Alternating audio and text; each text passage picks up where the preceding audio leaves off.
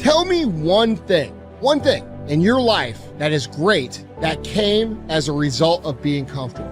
Most of us aren't defeated in one decisive battle. We are defeated one tiny, seemingly insignificant surrender at a time that chips away at who we should really be. It isn't that you wake up one day, decide, that's it, I'm going to be weak. No. It is a slow, incremental process. It chips away at our will. It chips away at our discipline. Move out of your comfort zone. It's the courage to move into your zone of discomfort where you feel awkward and clumsy and sometimes alone. The comfort zone is one of the greatest enemies of human potential and of your potential. The people that are really successful, they're not looking for comfort. They're looking for excitement. They're looking for potential. Give up this old idea, I just want to be comfortable. Quit lying to yourself. You know you seek more than comfort. So understand that when you're trying to avoid the pain, when you're trying to avoid the struggle, when you're trying to avoid the hard things in life, you are actively choosing to be average. Start putting some pressure on. Put some pressure on yourself. Get out here and get about it. Once you figure out that you're in a race amongst billions of people that live in this world, you're in a race by yourself. You have a purpose, and it's your purpose, not everybody else's purpose. It is your purpose and only your purpose, and it's your race. That means you are persistently bigger than your excuses. You are persistently bigger than feeling lazy. And you are persistently beating the feelings that typically stop you. Stop coming up with excuses. Don't give yourself permission to continue to live a small life. You can't fit a big dream into a small life. Give yourself permission to go for it, to test yourself, to challenge yourself, to live full. When the sun comes up, you got all the books, you got all the tapes, you got all the access. Now it's time to hunt. And what separates you from everybody else is that when it's time to hunt, you're ready to hunt. What I've come to appreciate when you're working on changing your life, changing some bad habit, getting out of addictive situations or relationships, or working to build a dream or making a difference in our society, it's hard. There are going to be all kinds of challenges that we all must face. You cannot live in this world without a challenge. You cannot live in this world without a struggle. Greatness is right on the other side of pain. So what are you running from it for?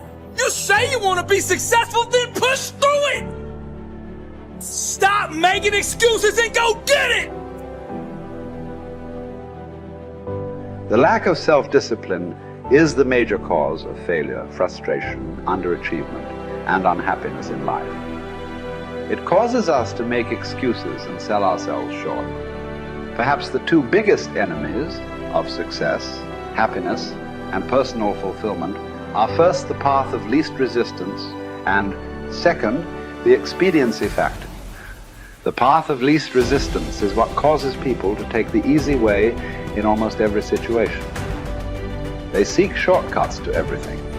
They arrive at work at the last minute and leave at the first opportunity. They look for get-rich, quick schemes and easy money.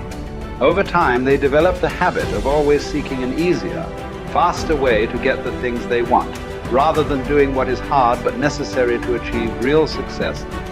The expediency factor, which is an extension of the law of least resistance, is even worse when leading people to failure and underachievement. This principle says people invariably seek the fastest and easiest way to get the things they want, right now, with little or no concern for the long-term consequences of their behavior.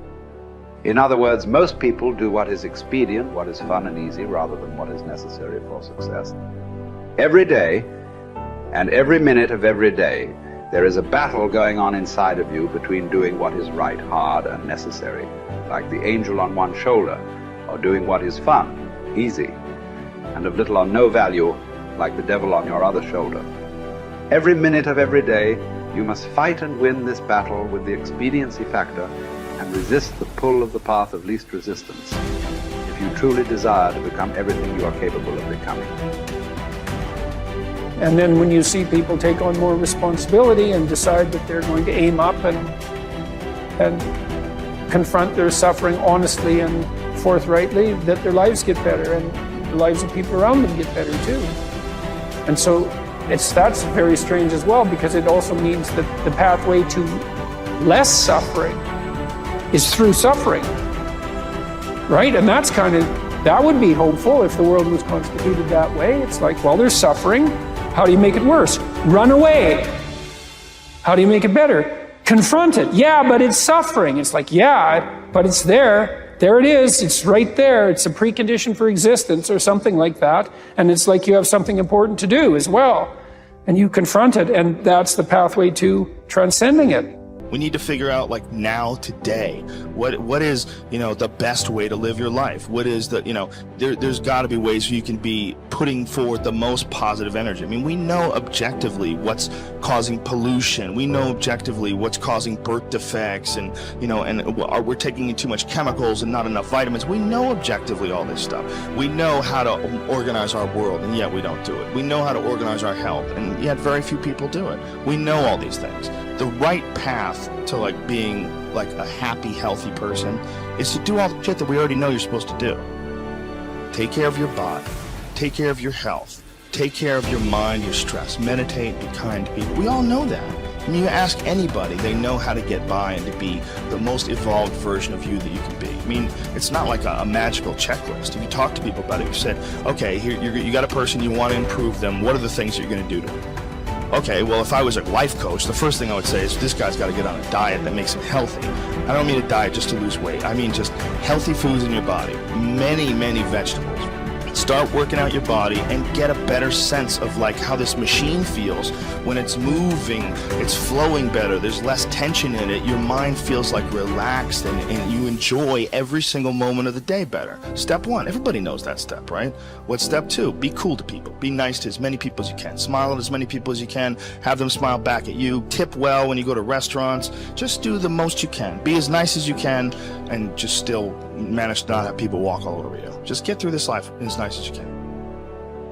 The average human is capable of unbelievable improvement. That's the thing that's my superpower. I don't think I'm special. I just realized in looking at the science that humans actually are capable of this incredible amount of change. It is the strategy that our species took to be able to pass knowledge on through culture rather than having to have everything be instincts. And in having that layer where we can drink in the culture and read books and learn from other people, and even now we're all learning from things that people thought thousands of years ago and wrote down. Like, it's insane. It travels through to you, and all of that wisdom stored in culture, so that as your parents are teaching you things, they're actually encapsulating a ton of the wisdom that is enjoyed, whether it's from religion or books or whatever. Like, you're bathed in a culture that is giving you all of this incredible information. And so recognizing how powerful and potent that is incredibly meaningful. But you have to understand that you have to allow yourself to believe that you can learn from that culture in the same way that everybody else can. And that's what you're designed to do. Now, for me, that completely gave me the confidence, and I put confidence in air quotes because it's not like I believe something specific about myself. I just believed that the human animal is capable of this extraordinary change. And so now I just needed to point myself in that direction. Now, this is the key. Once I realized that I could get better at anything, it dawned on me that how I spend my time is a spiritual consideration. And I didn't want to die with potential that I failed to turn into skill set.